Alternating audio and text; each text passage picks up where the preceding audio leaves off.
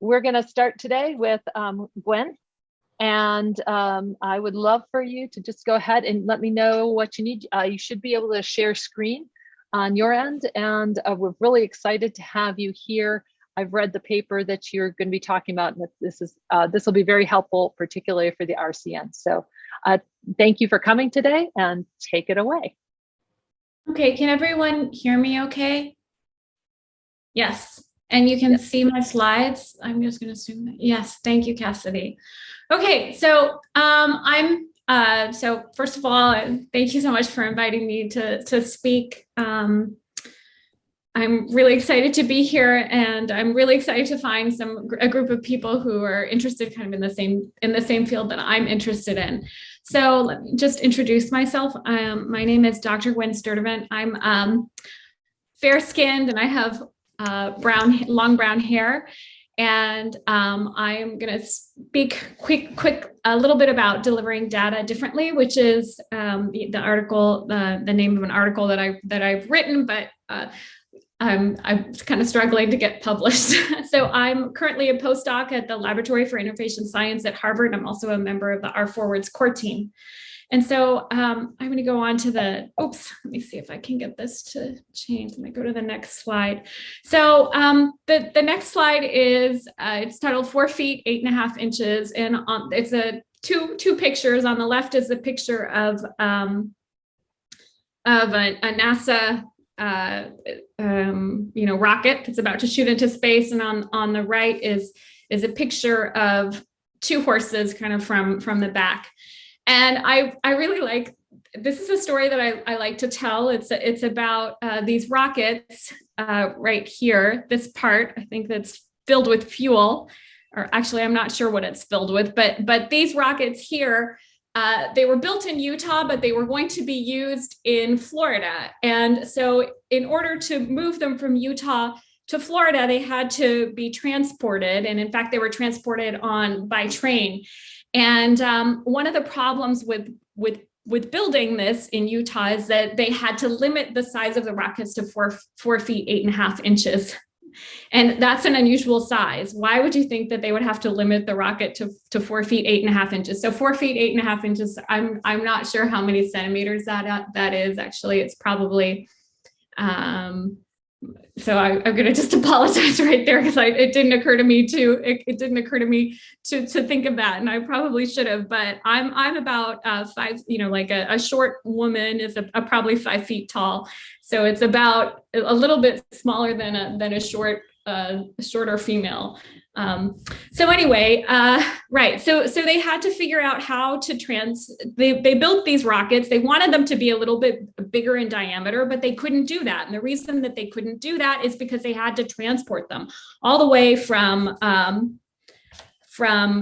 Utah to Florida. And one of the issues with transporting it is that these tunnels were a certain dimension, and they couldn't be any bigger, and they couldn't be bigger, although they would have liked them to be bigger. And thanks. Someone says it's 1.44 meters. So thank you very much for that, Tamara.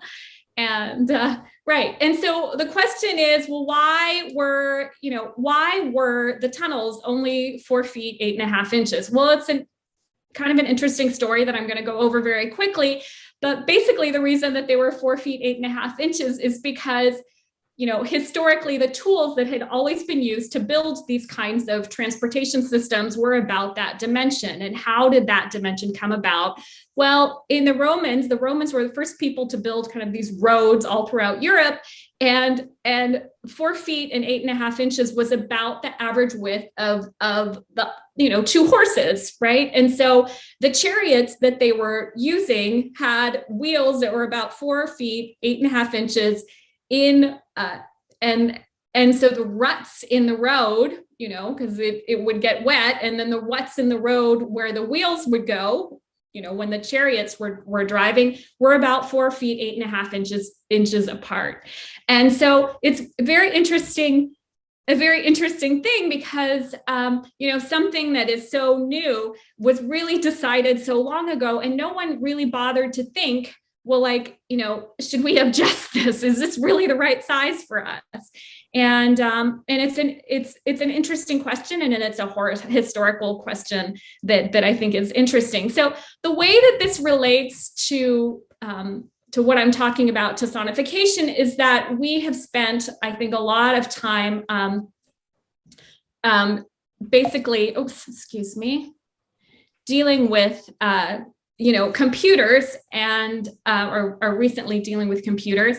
And there are several, basically the way that we interact with computers, and my understanding is, or at least the way that I do, is screens, keyboards, and mouse. And I've just switched slides, and there's it's mostly white, and there's a picture of a little boy pointing.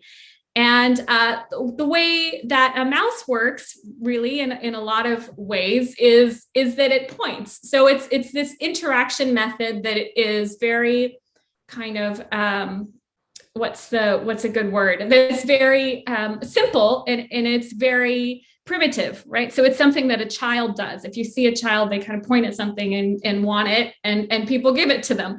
And so that is how we've kind of interacted with computers. This is kind of pointy, clicky in way to work. And that's one way to do it, and it has worked fine. Another way to do it is and I'm just about to change slides again. And this is a slide that the top half is green and the bottom half is white, and there's a crumpled up piece of paper on it. And the other way that we've done it is we've kind of taken paper and we've digitized it, right? So email is a very similar framework to letters, except for that, they move quicker. And so it's this interesting thing that we've kind of taken paper and then moved it and we've digitized it. And that's kind of the way that we interact with computers. And so then, my next slide is music, pictures of pictures of a musical score. And in fact, that's how we've dealt with sound, right? So sound, instead of actually reproducing sound, we've had to write it all down, because the only thing that we could access and that we could use was paper. And so we had to make sound, and to reproduce sound, we had to be able to write it down. And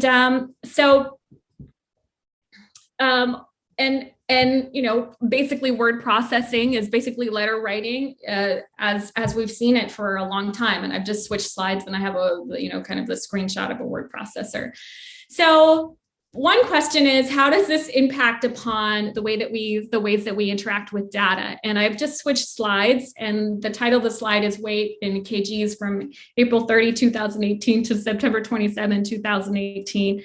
And there's the y-axis is from 72 to 79, and the x-axis is it's a time series graph from 30 April to 17 September, and there's a decreasing trend.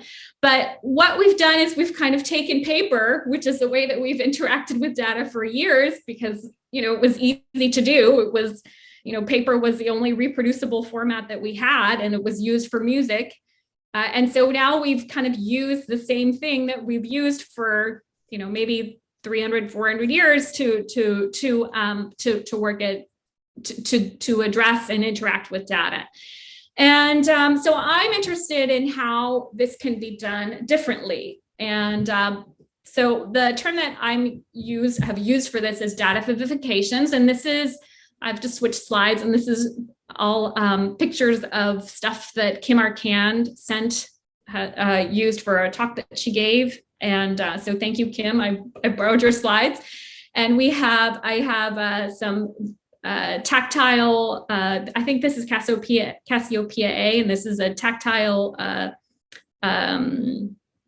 3D printed version of Cassiopeia A that you can actually hold on your hand. And then there's also an augmented reality and a virtual reality version of the same interaction. And so I've coined this term data vivifications, because I think that visualization is too limiting, and vivifications is like a subset for data visualizations. And I like to think about different ways that we can interact with data. And so here's a really simple one that I built. I've just switch slides again. And this is, it's a scatter plot. And there's kind of a parabolic shape, downward facing parabolic shape to the graph. And I'm just gonna, it actually engages two senses. It engages both it's actually animated, and then it makes sound as well. So hopefully let me turn up my computer and see if you can actually hear the sound, and hopefully they will coincide. Well, it looks like it's going to take a while to play, but so it not only makes sound, but it also has a visual cue as well. And so this is a way that we can engage two senses. And so, it's a very simple, proof of concept that I've kind of developed, but I have a number of different ideas about how these we could, what other tools could be developed, and I'm looking towards making some. So one of the things that we deal with a lot in statistics is uncertainty. And, for example, you have an estimate and from a sample, and if the sample changes, you'll get a different estimate. And so we have this standard deviation and standard error. And I've thought I thought some about how we could kind of make sound, listen to uncertainty and communicate uncertainty through sound. And I've thought about doing trills, for example, or vibrato and stuff like that could be engaged to do that. I also have, I'm just going to switch slides now. I'm going to switch to this is an Old Faithful app that, and it's a histogram on the title is the Old Faithful Geyser Data.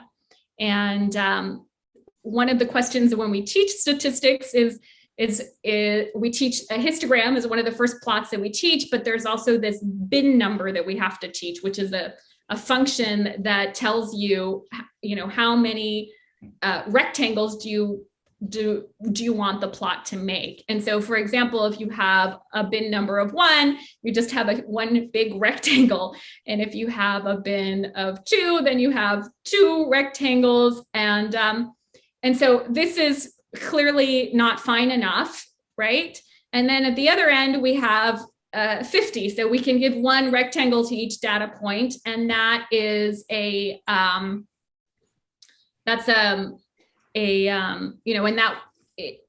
that would be overfitting, right? Because instead of actually looking at the population and what does the population look like, you're doing one bin for each data point. So that would be, overfitting. It's not fitting to the population. It's more fit to the sample. And so, and I've had this idea that it would be interesting to have some kind of haptic glove that can increase the bin width with with the width in your fingers. And that would be a really interesting tool, because I think sometimes this is a really difficult thing for students to understand is how big should the bin width be? And this is not something, it's not something that's particularly easy to teach. So the other thing that we have is a Loess curve, which is the prior slide. It's just a smoother that goes through, and there's also a bin width aspect to this. Is how because this basically partitions the data into little vertical bands, and then it finds the mean, and then it just does a plot through the mean. And it would be interesting to use some kind of haptic device to actually increase that.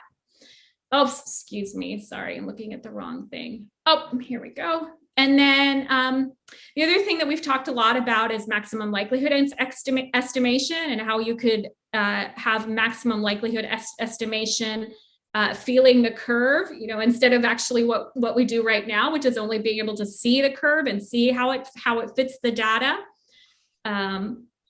And also, you could feel the curve, and then you could, every time, perhaps you touch a certain part of the curve, and there's some kind of sonification about how high or low it is.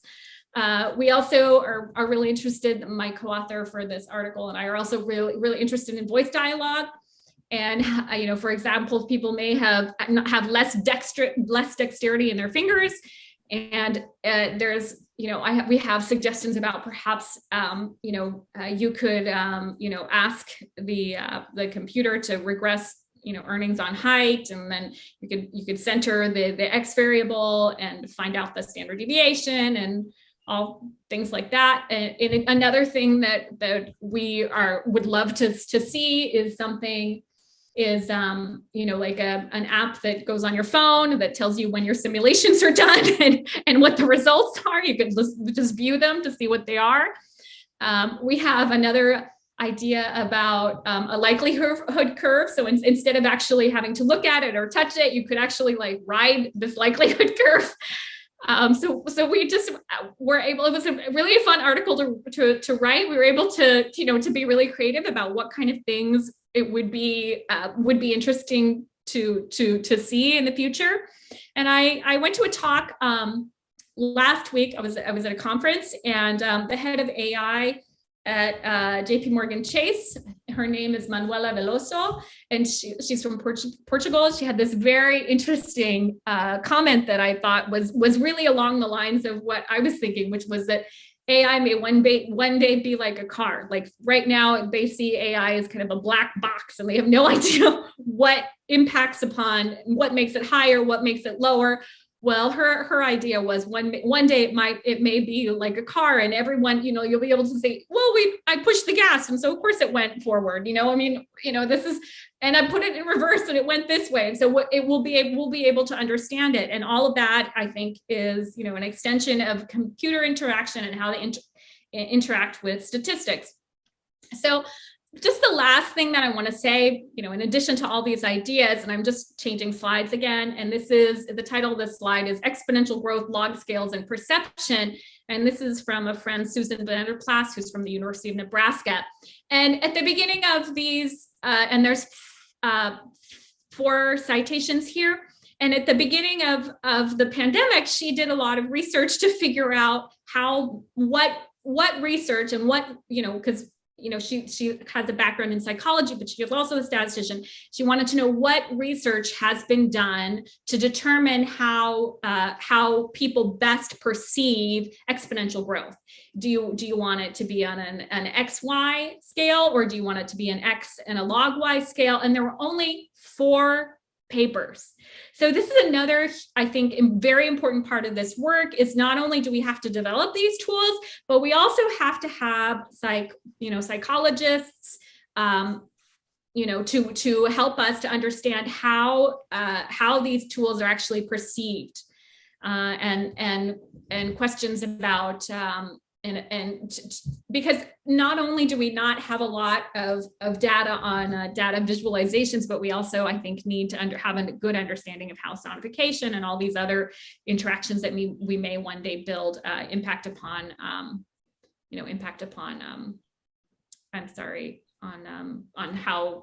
how people see things. So that's all I have to say. And just wondered if anyone had any comments or questions. I'm going to stop sharing also, I think. Thank you, Gwen. That is, brings up some of the things we're thinking about in terms of trying to identify research challenges. So any questions for Gwen? We've got a few minutes before we're going to go to the next presentation.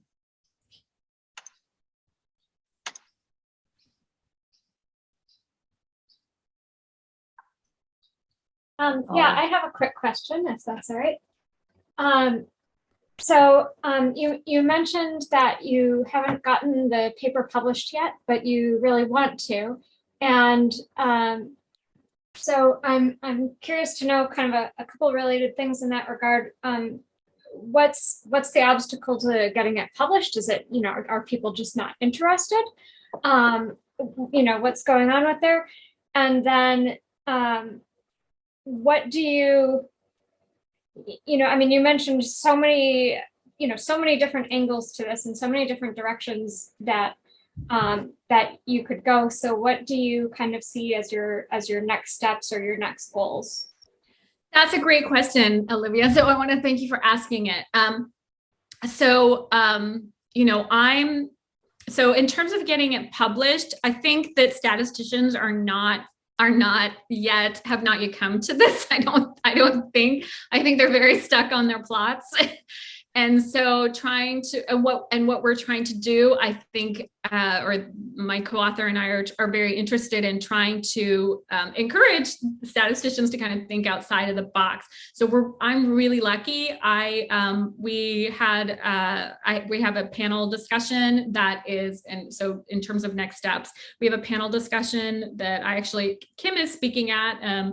Matt declined. Matt Russo declined. He could not do it. But Kim is speaking, and also I think Allison. I'm gonna like Borrelia. Is that her last name? Yeah. So anyway, so they are also speaking at, as well as I have a blind statistician, but it's at joint statistical meetings on the 8th of August. I think at like 2 p.m. and it's just in DC here. So.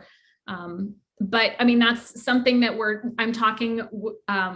I'm going to talk with them about, actually tomorrow at 2:30, which is what kind of, what I call data vivifications are we going to have? Because what I'd like to do is for them to kind of experience this. I think, and in terms of building this, I'm really not sure where I'm going to go. I'm so sorry, Olivia. I'm gonna be honest. Okay, I'll take an honest answer over a dishonest one. But I'm wondering if you would be willing to share your email address, because I think Kate, I think there are some things that we should talk about outside of the meeting. Yes, and we do, and that's a good time to remind everyone that you can reach everybody on the Sonification World Chat by swc@glasseducation.org. That's glass with one S. So if you want to blast something out to everybody, otherwise, if you need an individual address, you can just, reach out to me, and we can do that as well. So, and I have combed over Gwen's paper, and Mari and I have been taking a look at that too. So with that, we're going to have to wrap that one up.